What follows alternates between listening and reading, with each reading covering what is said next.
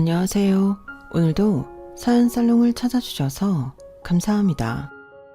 칠순을 몇 달 앞두고 자식들과 연을 끄는 아버지입니다. 부모가 돼서는 자식과 연 끄는 게 무슨 자랑이라고 사람들 앞에서 대놓고 떠드느냐 하시겠지만 오죽하면 그러겠습니까? 고슴도치도 쥐 새끼는 예쁘다 한다고 저도 제 자식이라면 끔찍할 정도로 아껴왔던 사람입니다.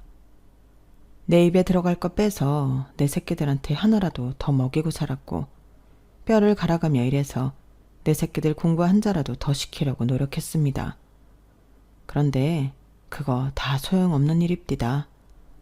자식들이 머리 좀 크고 나니까 지들이 잘나서 잘된 줄 알지 부모 생각은 눈꼽만큼도 안 해요. 부모는 지들이 돈 달라면 주고 집 사달라면 사주고 땅 사달라면 땅도 퍼주는 호구인 줄 알더라니까요. 100번 양보해서 내 새끼 위한 거니까 해줄 수도 있다 칩시다. 그런데 그래도 지 애비가 오늘 내일 하는데 병원엔 코빼기도 안 보이고 유산 받을 생각만 하는 놈들을 언제까지 자식이라고 떠받들 수 있겠습니까? 아마 모르긴 해도 이 방송에 나가고 나면 자식놈들도 땅을 치고 후회할 겁니다. 하지만 그놈들도 알아야 해요. 버스 떠난 다음에 손 흔들어 봤자 소용없다는 걸요. 저는 밥 굶지 않고 사는 게 평생 소원일 정도로 찢어지게 가난한 집에서 태어났어요. 위로 형과 누나가 6이 있고 밑으로는 남동생이 하나 있었는데 6.25 전쟁 중에 큰형과 둘째 누나가 세상을 떠나서 내가 떠났을 땐 위로 4명만 남아 있었어요. 그러다 국민학교에 다니던 무렵 월남으로 파병 나갔던 셋째 형마저 전쟁터에서 세상을 떠나면서 8남매였던 우리 형제는 5남매가 되어버렸습니다. 자식을 앞서 보낸 부모님은 남은 자식들이라도 건사하려고 무진장 노력을 하셨지만 없는 살림에 아무리 발버둥 쳐도 나아질 기미가 안 보였어요. 할 수 있는 게 농사밖에 없는 깡촌에서 돈을 벌면 얼마나 벌 수 있었겠어요? 땅 한마지기 없이 남의 땅을 부쳐먹는 형편이니 밥은 제대로 먹고 살았겠습니까? 허구한 날 굶고 풀떼기나 뽑아먹는 실정이었죠. 그나마 둘째 형이 외지로 나가 돈을 벌기 시작하면서부터는 그래도 굶는 날보다 굶지 않는 날이 더 많아졌어요. 없는 집에서 맞이 대신 맏딸 노릇을 해야 했던 둘째 누나는 고생을 참 많이 했습니다. 돈에 팔려가다시피 동네에서 소문난 남봉꾼한테 시집을 갔는데 허구한 날 맞아서 얼굴에 멍이 가실 날이 없었거든요. 그래도 누나를 그렇게 때린 뒤에는 지도 미안한 건 알았는지 누나 손에 쌀이며 곡식을 지어주곤 친정에 다녀오라고 하더라고요. 눈탱이가 밤탱이가 되어가지곤 그래도 식구들 먹일 생각에 한 걸음의 집으로 달려오던 누나를 생각하면 아직도 가슴 한구석이 시려옵니다. 제가 고등학교 입학을 앞두고 집안 형편이 어려워 학업을 포기해야 했던 그때도 동생 공부를 시키겠다고 남편한테 통사정을 해서 등록금을 마련해줬는데 그때 누나 얼굴을 아직도 잊을 수가 없어요. 매형한테 얼마나 맞았는지 한쪽 눈이 떠지지 않을 정도로 보랏빛으로 퉁퉁 부어 있었거든요. 어린 나이에 학교를 다닐 수 있게 됐다는 기쁨도 잠시 그 꼴을 보고는 도저히 참을 수가 없더라고요. 그 길로 매형한테 달려가 우리 누나가 맞은 것 이상으로 정신없이 패버렸습니다. 그때 누나가 울면서 저를 말리더군요. 상철이 너 네가 뭔데 내 남편을 때려? 네가 깡패야? 건달이야? 한 번만 더 내 남편한테 손대봐. 이 사람 죽으면 그때 너 죽고 나 죽는 거야. 그래도 남편이라고 몸으로 막아서며 악을 쓰는 누나를 보니 정신이 확 들더군요. 내가 무슨 짓을 벌였는지 그제야 파악이 된 저는 그 길로 뛰쳐나와 서울로 도망쳤습니다. 주머니에 누나가 마련해준 등록금이 있던 탓에 서울로 가는 기차표도 사고 한동안 배는 곪지 않았지만 길을 가다 경찰만 보면 심장이 철렁 내려앉는 기분이었어요. 혹시라도 매형이 잘못된 건 아닌지 아니면 매형이 정신이 들자마자 경찰에 신고한 건 아닌지 걱정이 꼬리를 물고 이어져서는 하루도 마음 편할 날이 없었어요. 그 걱정에서 벗어날 수 있었던 건 그 후로 2년쯤 지나고였습니다. 당시 저는 남대문 시장에서 지게 나르는 일을 하고 있던 때였는데 서울로 수학여행을 온 친구 녀석을 우연히 만나지 않았겠습니까? 녀석 말로는 그때 그 일로 매형은 한동안 병원 신세를 져야 했고 사돈댁에선 깡패 새끼를 자식으로 둔 집구석이랑은 사돈 못한다며 저희 누나를 친정으로 보냈다더군요. 그래도 산 정이 있어서 그런가 네 매형이 니네 집까지 찾아가 다시 데려가더라. 지도 그간 한 짓거리가 있는데 어린 처남한테 맞아서 쥐어 터졌다고 조강지처를 벌이는 게 말이 되냐? 맞은 걸로 치면 네 누이가 훨씬 더 많이 맞고 살았는데. 그렇게 정리됐으니까 시간 나면 한번 집에 내려와라. 언제까지 이러고 살 순 없잖냐. 친구놈 말에 그간 가슴을 묵직하게 누르던 돌덩이가 사라지긴 했지만 그렇다고 고향으로 갈 수는 없었어요. 저 때문에 누나도 그렇고 부모님도 그렇고 그 고생을 하게 만들었는데 무슨 낯짝으로 가겠어요. 돈이라도 벌어서 밭대기라도 살 돈을 가지고 있다면 모르겠지만요. 그래서 죽기 살기로 돈을 벌었습니다. 지게 일도 하고 식당 배달 일도 하고 공사판에서 벽돌 나르는 일도 하면서 쉬는 날도 없이 일을 했어요. 오죽하면 주변에서 어린 놈이 돈독이 올라 저런다는 말을 했겠어요. 그래도 저는 돈 좀 모아서 누나한테 받은 등록금도 돌려주고 우리 가족 부쳐먹고 살 땅떼기 좀 살 수 있다면 이 한 몸 으스러져도 상관없다고 생각했어요. 하지만 근 10여 년 만에 돌아온 고향은 정말 많은 게 변해 있었어요. 그렇게 길을 쓰고 돈을 모았는데 정작 고향에 내려갔을 땐 누나는 이미 죽고 없었거든요. 평생 고생만 했지 병원에도 한번 못 가본 누나는 무슨 병인지도 모른 채 시름시름 앓다가 세상을 떠났다고 했어요. 매형네 선선 한기퉁이에 쓸쓸하게 놓인 둘째 누나 묘 앞에서 한참을 목 놓아 울었습니다. 못난 동생이 이제야 누나한테 은혜도 갚고 서울 구경도 시켜드리려고 했는데 돌아올 수 없는 강을 건너시다니. 지난 10여 년 동안 발버둥 치며 살았던 그 시간들이 부질없게만 느껴졌어요. 돈 벌어서 은혜 갚겠다고 서울에서 아등바등 할 시간에 고향에 내려와 누나한테 사죄하고 밥이라도 한 끼 함께 먹을 걸 그랬다는 뒤늦은 후회가 들었어요. 둘째 누나는 제게는 엄마 같은 존재였거든요. 제가 7살 무렵 어머니께서 세상을 떠나셨는데 그때 이후로 둘째 누나는 제게 있어 엄마나 다름없었어요. 씻기고 먹이고 재우고 그걸 다 둘째 누나가 해주었으니까요. 그래서인지 둘째 누나의 죽음은 다른 형제들의 죽음과는 또 달랐어요. 제 마음의 한구석을 도려낸 것처럼 쓰리고 아팠거든요. 누나의 죽음 외에도 고향집은 많은 게 변해 있었어요. 제가 집을 나오던 당시에도 연세가 꽤 되셨던 아버지는 그 사이 더 연로해지셔서 허리가 굽어 거동이 불편하셨어요. 그런 아버지를 대신해 집안 가장 노릇을 하는 건 둘째 형이었어요. 외지에 나가 살다가 몇 해 전에 형수랑 고향으로 돌아왔다고 하더군요. 막내 여동생은 농사일을 도우며 집안 살림을 맡아 하고 있었어요. 그런데 다들 자기 자리를 지키고 살아가는 걸 보니 이상하게 서운한 마음이 들더라고요. 아마도 내 빈자리가 하나도 보이지 않아서 그랬나 봅니다. 고향에 다녀온 뒤 한동안 일이 손에 잡히지 않았어요. 살아가야 할 이유를 잃은 사람처럼 마음이 허공에 뜬 채로 도무지 마음을 잡을 수가 없었어요. 그때 저를 잡아준 건 제 아내였습니다. 아내는 제가 공장에서 일하던 시절 만난 사람인데 제가 속해 있던 미장팀이 밥을 대고 먹던 밥집 딸이었어요. 고향에 다녀온 뒤로 일도 손에 안 잡히고 사는 게 사는 것 같지 않던 시절이었는데 그때 아내를 처음 보고는 텅 빈 것 같던 마음이 채워지는 기분이었어요. 아침 일찍 팀원들이랑 밥을 먹으러 식당 문을 열면 벚꽃처럼 환하게 웃어주며 맞아주는 아내 모습에 가슴이 설렜었죠. 제 앞에는 계란 후라이도 더 부쳐다 주고 제국에는 고기도 훨씬 더 들어있어서 아내도 나와 같은 마음이라는 걸 알 수 있었어요. 식사를 마친 제게 수줍게 커피 믹스를 건네는 아내가 어찌나 예쁘던지 공사가 끝나고 다른 지역으로 옮겨야 해서 마지막으로 밥을 먹으러 가던 날 아내한테 사귀자고 했습니다. 내가 딴 건 몰라도 굶기지 않을 자신은 있어요.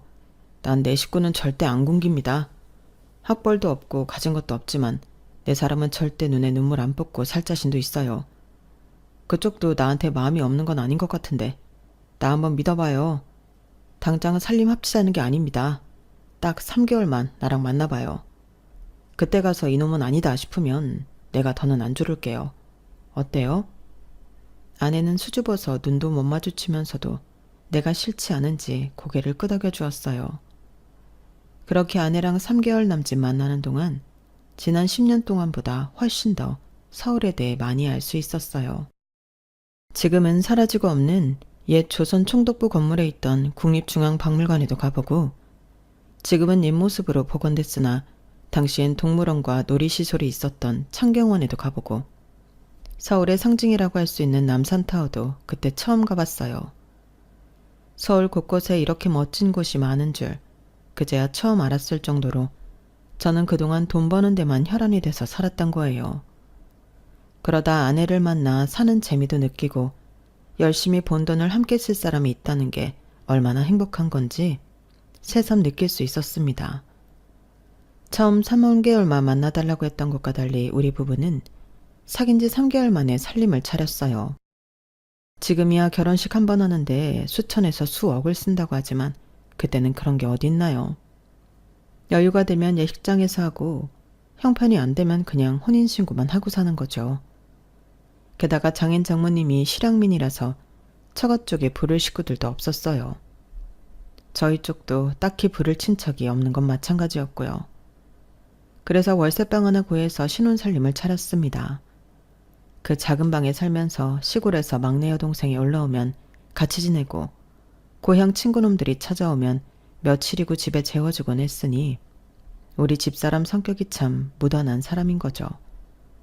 아내는 하루 종일 장인어른이 하시는 식당에서 일을 하고도 제가 일 끝날 시간이 되면 집으로 달려와 따뜻한 저녁상을 차려주고는 다시 가게로 일하러 가곤 했어요. 없는 살림이라 철마다 옷을 사입을 형편은 안 됐지만 아내가 옷이며 속옷이며 늘 깨끗하게 빨아서 뽀송뽀송하게 말려준 덕분에 삼성과 이병철 회장이 부럽지 않을 정도였어요. 솔직히 저는 태어나서 이렇게 극진한 대접을 받아본 적이 없었기 때문에 아내의 손길이 닿은 모든 게 다 고맙기 그지 없었습니다. 생활력도 있고 살림도 잘하는 아내는 결혼하고 이듬해 아들까지 제 품에 안겨주었습니다. 출산한 뒤에도 애 우는 소리에 제가 깰까봐 우는 애를 안고 집 앞 골목을 서성이던 아내 모습은 아직도 잊을 수가 없어요. 공사판에서 하루 종일 일하는 사람 잠이라도 편히 자야 하지 않겠냐며 자기는 신경 쓰지 말라고 하는데 이런 착한 아내를 어떻게 고생을 시킵니까? 업고 다녀도 모자랄 사람을요. 결혼 전에 고생 안 시키겠다고 약속을 했지만 그 마음을 다잡은 건 전적으로 아내 때문이었어요. 남들 쉴 때도 내 몸 한 번 더 움직여서 몇 푼이라도 더 버는 게 내 아내를 고생에서 벗어나게 하는 유일한 돌파구다 생각하고 정말 돈에 미친놈처럼 죽어라 이래서 돈을 모았습니다. 그런데 일당 받아오는 돈 모으는 것만으로는 가난을 면하기 힘들겠다는 생각이 들더라고요.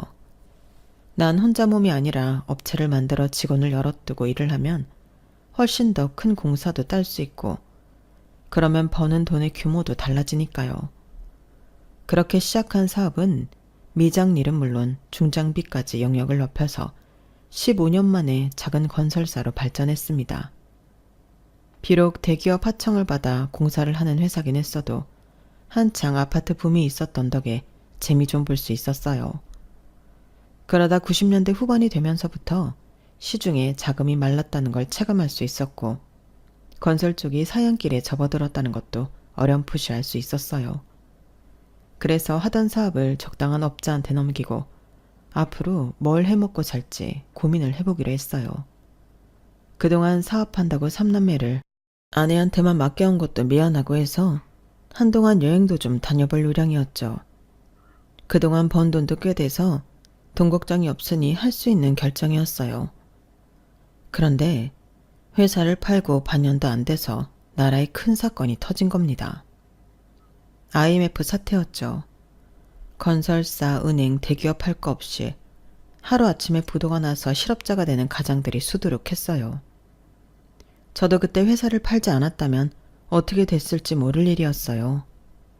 그때 은행에 집이나 건물들을 담보로 맡기고 돈을 갚지 못해 경매로 쏟아진 매물이 한둘이 아니었어요. 현금을 보유하고 있는 사람들만이 바닥까지 떨어진 집과 건물을 헐값에 사들일 수가 있었어요. 바로 저처럼요. 새로운 사업을 하려고 은행에 넣어둔 돈으로 건물을 사고 경기가 나아지기 시작하면서 건물을 담보로 대출을 받아 또 다른 건물을 사들이는 방식으로 총 3개의 건물을 수중에 넣을 수 있었습니다. 돈이 돈을 번다는 말은 과언이 아니라는 걸 그때 실감할 수 있었어요. 그런데 모든 일에는 일장일단이 있다고 평생 땀 흘리고 일해서 돈을 벌던 제가 너무 쉽게 재산을 불리게 되자 생각지도 못한 일들이 생기더라고요. 이전까지 연락도 뜸하던 형제들과 친인척들까지 그렇게 연락을 하는 거예요. 그 중에는 작은 매형도 있었어요.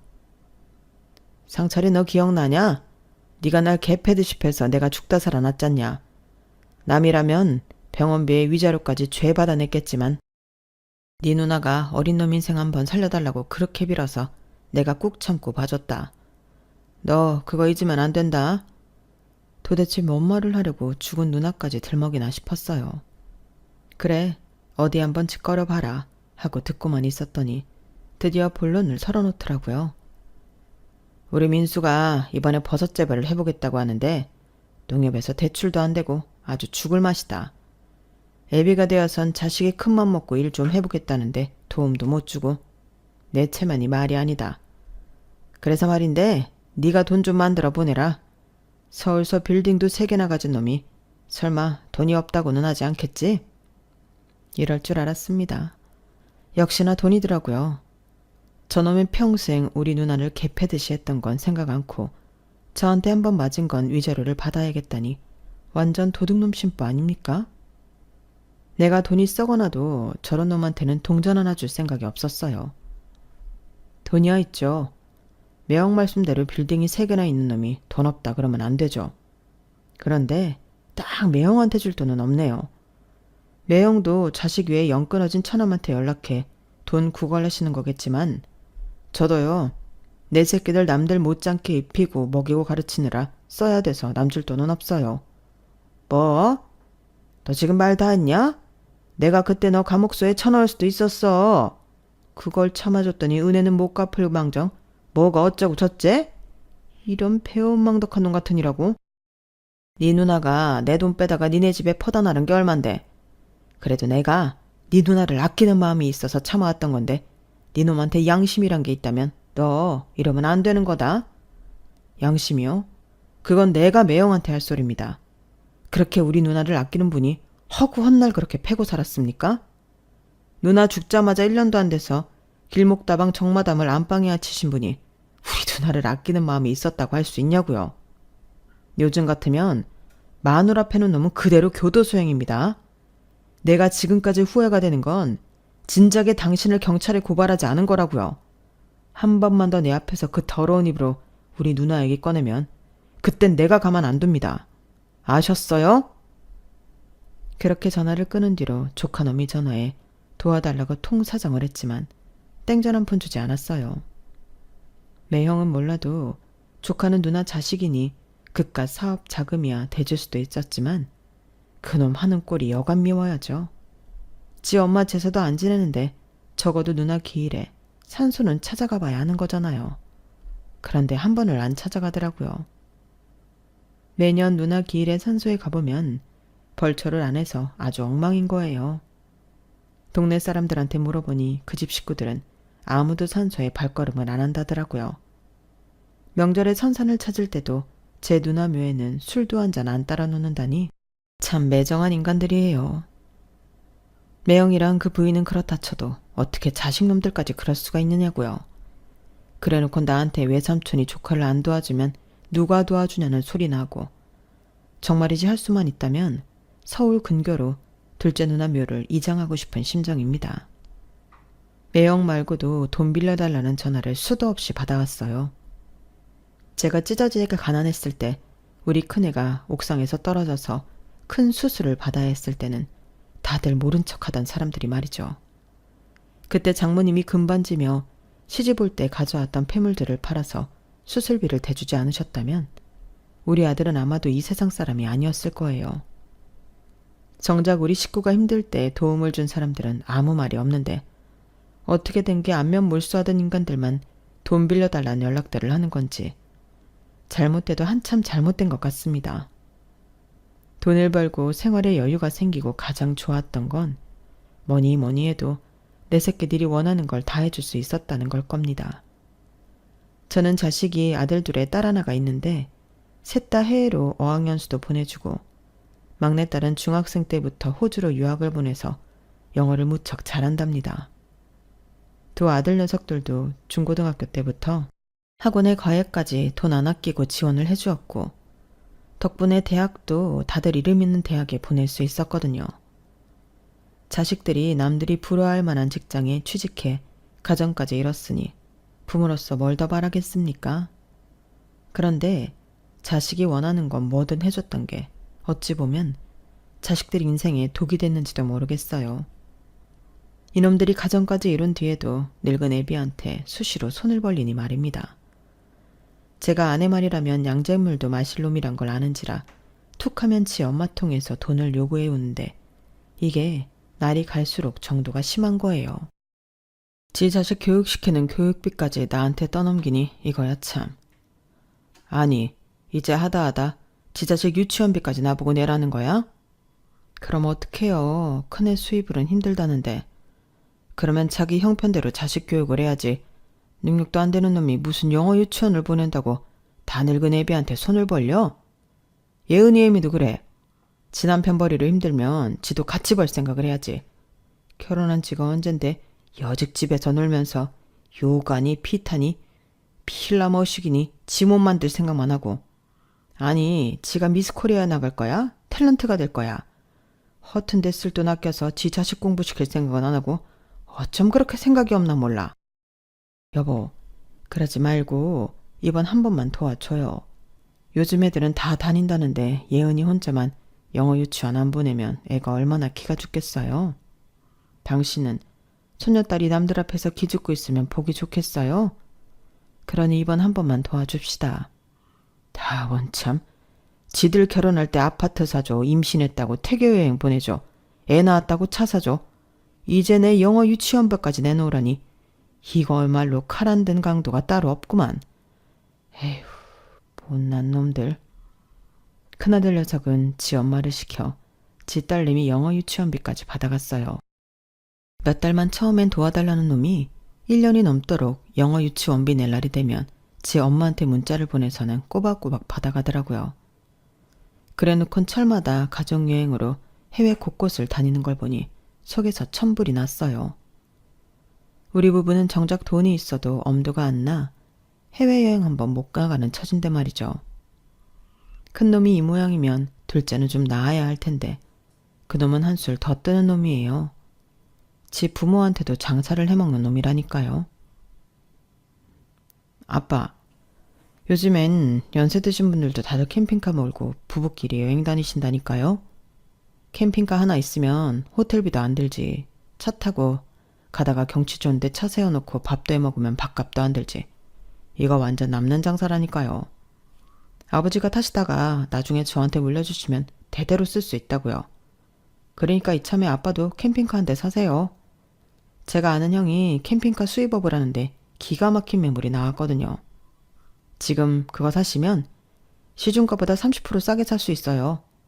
아빠는 중장비도 다룰 줄 아시는 분이니까 캠핑카 운전하는 건 일도 아니잖아요. 아빠가 운전하는 거 보면 엄마가 한눈에 반할걸요? 어때요? 사실 거죠? 하루가 멀다 하고 집에 찾아와 지 엄마랑 나한테 캠핑카 타령을 하는데 결국엔 아내가 하나 사자고 하는 바람에 덜컥 계약을 했지 뭡니까. 그런데 캠핑카를 사놓기가 무섭게 시험 운전을 한다느니 작동법을 익혀야 한다느니 하면서 지놈이 먼저 차를 끌고 다니더라고요. 지 가족들 태우고 평일이고 주말이고 할 거 없이 전국 팔도를 누비고 다니는데 정작 차주인 저는 캠핑카를 사고 1년이 다 되도록 운전석에도 한번 못 앉아봤습니다.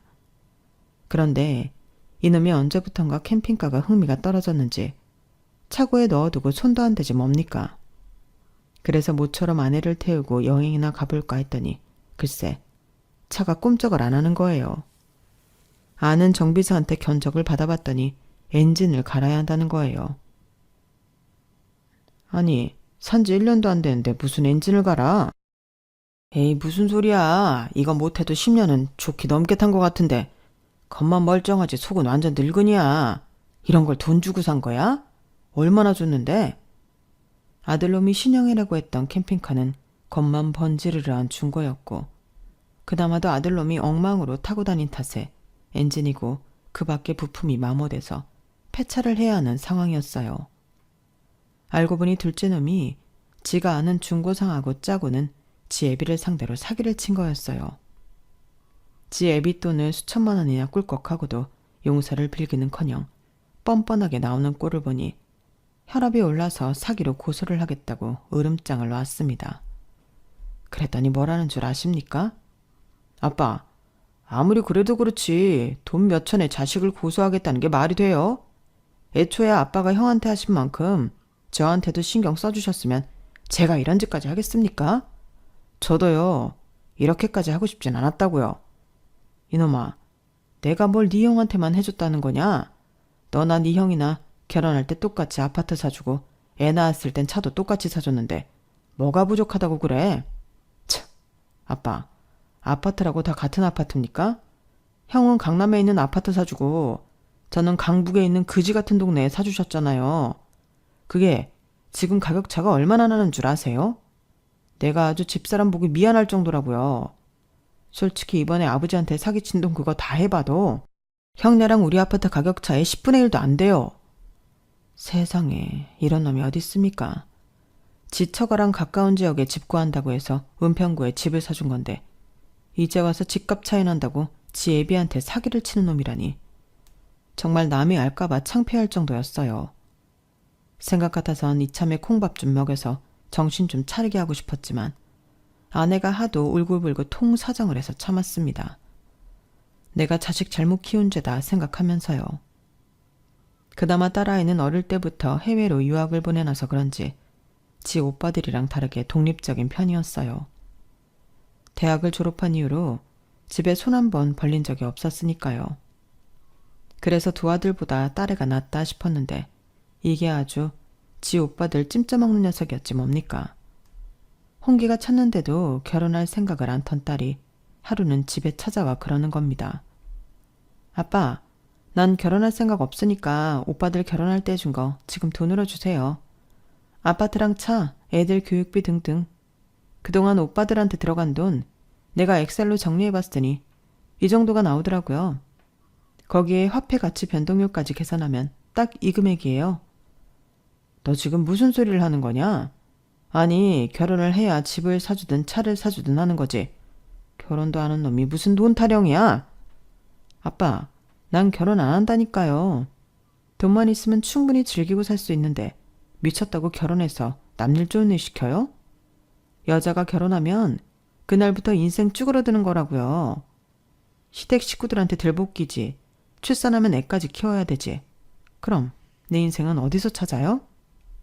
난요, 그렇게 사느니 차라리 혼자 늙어 죽을 거예요. 외로우면 연애를 하면 될 일이지. 뭐하러 결혼해서 내 인생을 진흙탕 속에 쳐박아요? 난 싫어요. 그러니까 돈 빨리 주세요. 독신으로 살겠다고 지 오빠들한테 해준 만큼 돈으로 받아간 딸애는 2년 뒤 배가 불러서 집에 찾아왔더라고요. 애 아빠는 말해줄 수 없다며 애는 자기 혼자 키울 생각이라고 애랑 살 집을 마련해달라나요? 거참, 당장 지낼 곳도 없다고 울고 짜는데 그걸 보고 어떻게 모른 척 하겠습니까? 딸아이 살 집이랑 산후조리원까지 다 내 돈으로 해줄 수밖에요. 그런데 남편도 없이 살겠다는 딸아이 때문에 정말 고생한 건 바로 제 아내였어요. 세상에 어느 부모가 미혼모로 살겠다는 딸을 두고 두 다리 뻗고 살 수 있겠습니까? 밤낮 없이 딸아이 집에 드나들면서 손주도 봐주고 딸아이 밥도 챙겨 먹이고 그러고도 유별난 딸아이 트집에 좋은 소리 한번 못 듣고 살았습니다. 애한테는 유기농 채소만 먹여라. 소고기는 한우만 먹여라. 이거 해라 저거 하지 마라. 상전도 이런 상전이 없었어요. 그렇게 딸자식 시집살이를 하던 아내는 6년 전 대장암으로 세상을 떠나고 말았습니다. 아내가 죽고 나자 한동안 살고 싶은 생각도 들지 않았어요. 그 큰 집에 혼자 덩그러니 앉아서 하루가 가기를 기다리는 것밖에는 아무런 낙이 없었어요. 그렇게 일주일이 지나고 보름 한 달이 지나도록 저희 집을 찾는 사람은 아무도 없었습니다. 아내가 매일같이 쓸고 닦아가며 반들반들하게 광을 내놓았던 집은 어느새 먼지가 앉고 때가 타서 엉망이 되어버릴 무렵 절대로 울리지 않을 것 같던 초인종이 울렸습니다.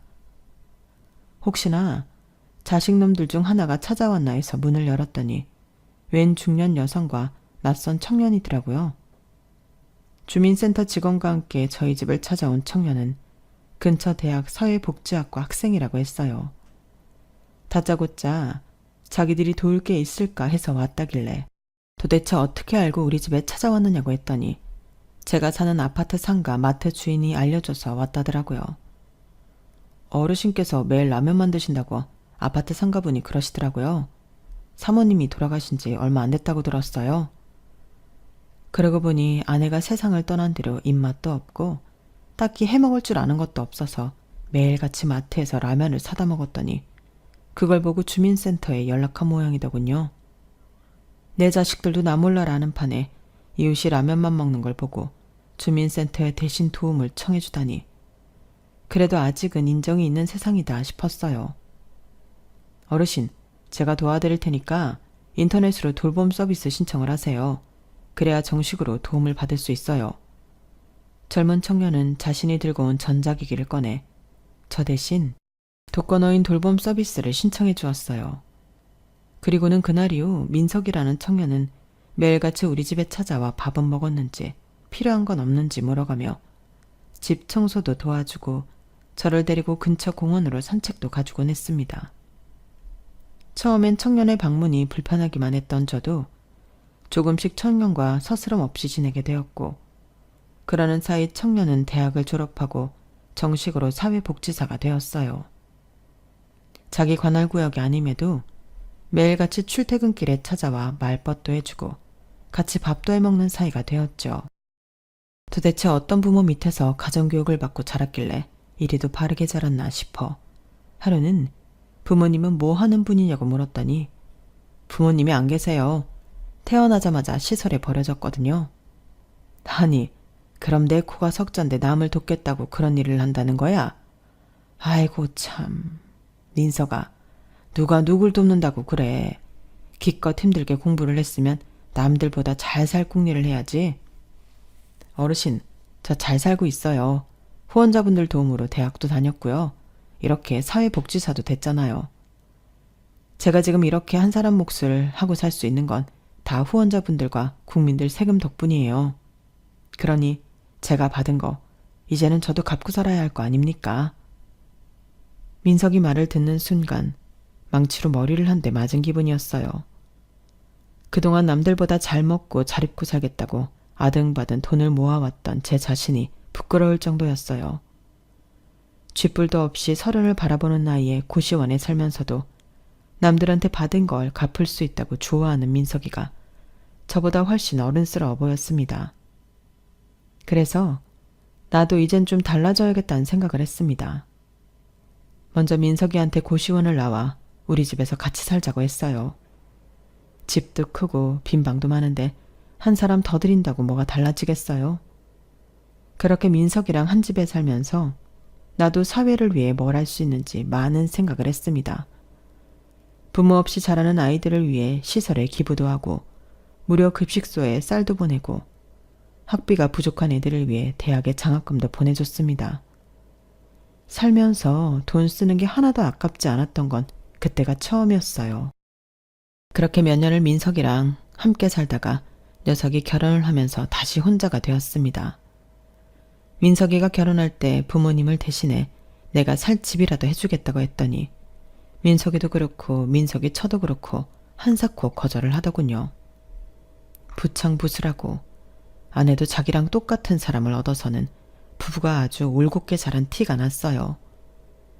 결혼한 뒤에도 민석이랑 민석이 처가 수시로 집에 드나들며 반찬도 해다 나르고 딸아이를 출산한 뒤에는 늙은이 척척할까봐 애도 데리고 와서 재롱도 보여주고 했어요. 내 피가 섞인 자식은 아니었지만 친자식들보다 더 자식 같은 존재가 되었죠. 덕분에 저는 인생의 황혼기에 또 다른 즐거움을 느끼며 살 수 있었습니다.